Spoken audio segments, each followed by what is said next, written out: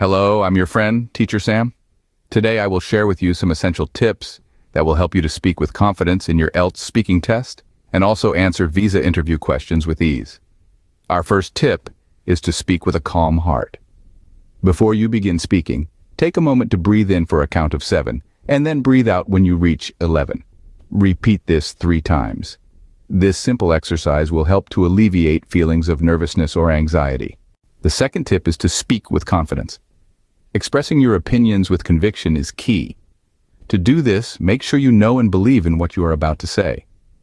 Speak slowly, not too fast, as it may give an impression of nervousness or insecurity. It's also important to manage your vocabulary well. Reading more books and conducting research will help you arrange your words in a clear, detailed manner. The third tip is to be polite in both speaking and conduct. Politeness can help you make a good impression in any situation. Be respectful, humble, listen, understand before you speak, avoid negative words, and be approachable. Our fourth tip is to be respectful with your eye contact. Eye contact is a powerful component of nonverbal communication. Maintaining eye contact for 50% of the time while speaking and 70% of the time while listening can display interest and confidence.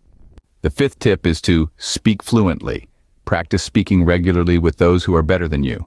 Watch movies with subtitles to understand how native speakers use vocabulary and sentence structure. Think about English and dream about English. Learn new words every day. Finally, the sixth tip is on the benefits of using academic vocabulary in speaking English. Improved vocabulary boosts all areas of communication: listening, speaking, reading, and writing. Using your vocabulary well will make your thoughts clear to your listener. That concludes our session for today. Remember to speak with a calm heart, with confidence, be polite, maintain respectful eye contact, speak fluently, and make good use of academic vocabulary. Stay tuned for part 2 of this series. This is Teacher Sam signing off. Be confident and keep practicing.